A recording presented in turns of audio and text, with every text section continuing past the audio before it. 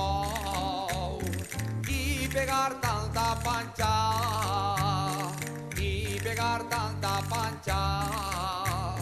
les tiques de l'Alforé a la mar que te vagis no en dones pena deixant fari gallol i dines vinyenya mare dines vinyenya a la mar que te vagis no en dones pena.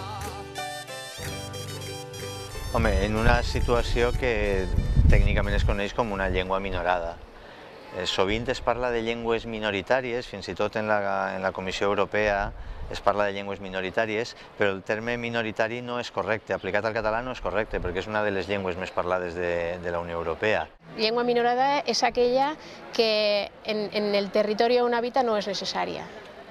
No és necessària. Efectivament, respecte a una altra que cohabita i que té més poder i que sí que té una espenta, perquè darrere hi ha alguna força que espenta, siga de tipus polític, siga de tipus militar, siga de la forma que sigui. Per tant, el nostre estatus és un estatus de llengua minoritzada, que vol dir que en el nostre territori no és possible viure en la nostra llengua i en canvi sí que és possible viure íntegrament en la llengua imposada.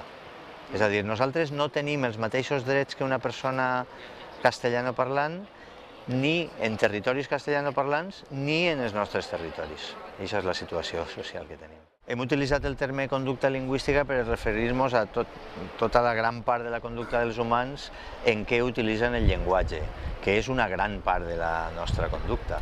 I nosaltres ens referim específicament a la conducta de tria lingüística, és a dir, a la selecció de en quina llengua et comuniques en una situació o en una altra, sabent que n'hi ha almenys dos que pots utilitzar amb facilitat, amb probabilitats que t'entenguen.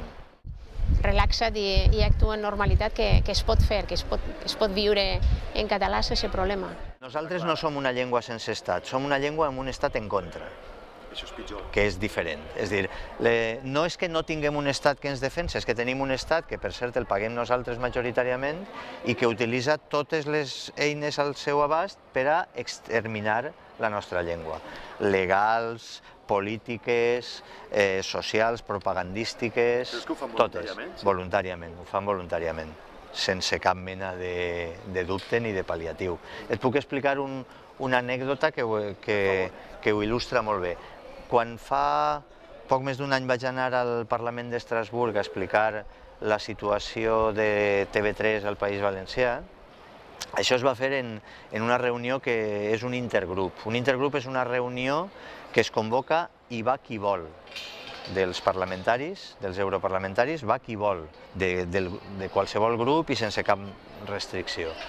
En definitiva, en aquella sessió n'hi havia unes 30 persones.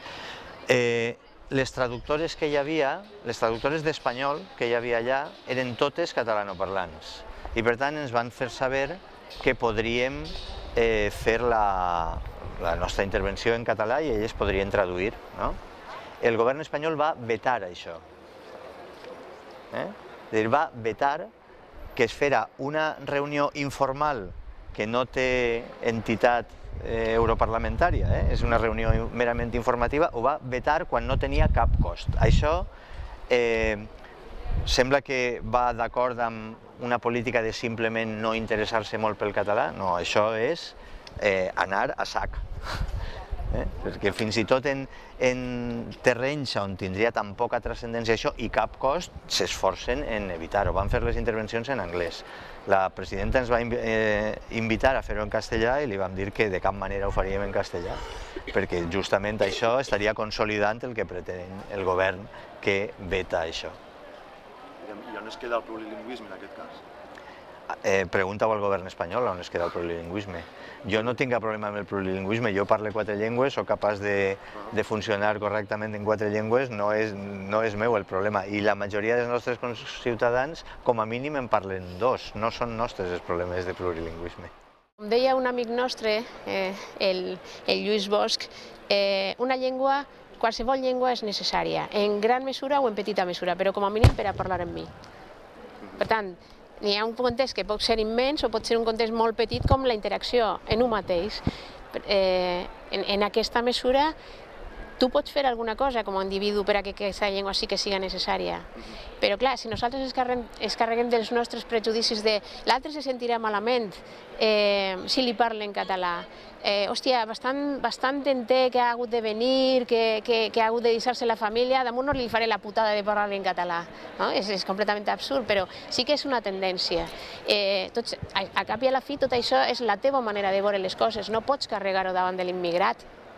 No, és cosa teua, tu ho has de treballar tu. I sobretot, és el que deia abans, no li estàs fent cap putada, tot el contrari. Una dada que donava el Joan Melià de les Illes Balears, molt interessant.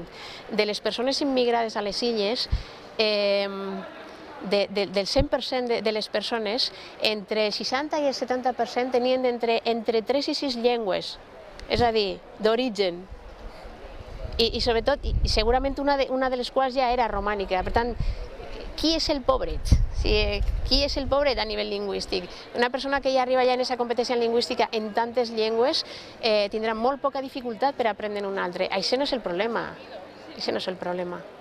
Per tant, no, els immigrants o els immigrats, que aquesta paraula ens la va ensenyar també un amic del Senegal, els immigrats, perquè han decidit quedar-se, no són els responsables i molt menys els culpables de que la cosa estigui així. El terror. El terror. El terror. És a dir, una persona i un poble únicament deixa de parlar la seva llengua manu militari. La paraula que ha apuntat és por, perquè el terror, diguem-ne que és una paraula forta, que ve d'origen i que ve també per la història militar que ha patit el territori, i la por, per a parlar un poc a nivell més individual de què és el que sent el parlant en la sí i en l'ara en el moment de la interacció, què és el que sent, en quina llengua em dirigís, com em sentirà l'altre, què em dirà. És a dir, no hi ha cap poble en el món que es desperti un dia i diga, che, que bonica és la llengua dels veïns, ara la parlarem i l'ensenyarem als nostres fills. Això no passa mai espontàniament, ni té res a veure amb el mercat. És a dir, per exemple, el noruec és una llengua poc parlada, uns 5 milions d'habitants, en un ambient, en un mercat europeu on l'anglès és la més parlada com a segona llengua, l'alemany la més parlada com a primera llengua, etc.